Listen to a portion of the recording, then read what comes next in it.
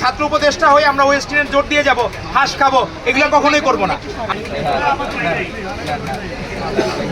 ভাই কিসের রুটি কলা ভাই? ভাই কেন খাওয়াচ্ছেন সেটা একটু বলেন।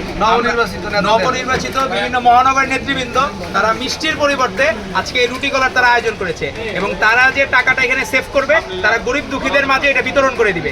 এখানেও আমরা এই কলা রুটি আবার এখানে যারা আছে রিকশালা ভাইয়েরা পাশে যারা আছে এদের মাঝে বিতরণ করবে। তো আমরা জাস্ট এখানে সূচনা করে দিলাম, কারণ ভালো চর্চার সাথে আমাদের নেতা Tarique Rahman simplicity is the best, ওই নীতিতে বিশ্বাসী। তো আমরা চাই যে সিম্পল যা যা করা আমাদের আমরা সেগুলোর মধ্যে সীমাবদ্ধ থাকবো, কোনো যাতে বিলাসিতা না থাকে। আপনি দেখেন যে এখানে বৃষ্টির মধ্যেও তারা এইটা নিজেরা একজন মিষ্টি মুখ করতেছে না, সেই দুঃসময় যারা রুটি কলা খেয়েছে আজকে সেই রুটি কলা দিয়ে তারা আবার সেই দিনগুলো মনে রেখেছে।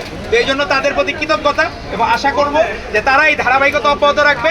আমাদের মধ্যে অনেকে ওয়েস্টিনে হাঁস খাইতে যাইতো ছাত্র উপদেষ্টারা, কিন্তু আমাদের এখানে রুটি কলা দিয়ে সেলিব্রেশন এক ধরনের তাদের যে বুর্জোয়া শ্রেণী তাদের প্রতি একটা মানে নীরব প্রতিবাদের ভাষা হলো এটা, যে নীরব প্রতিবাদ এই ছাত্র নেতারা জানালো যে ছাত্র উপদেষ্টা হয়ে আমরা ওয়েস্টার্নের জোর দিয়ে যাব, হাঁস খাবো, এগুলো কখনোই করবো না।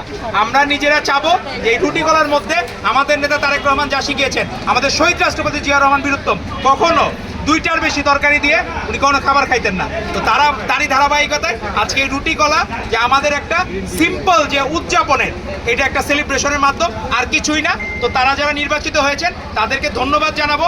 ভবিষ্যতেও তারা এই সিম্পলিসিটি এটাকে বজায় রাখবে এবং তারা সবসময় সরলতার মধ্যে থাকবে, কখনো কোনো বিলাসিতা না, কখনো কোনো বিষয় না। তো সেটার জায়গায় ধন্যবাদ আপনাদের।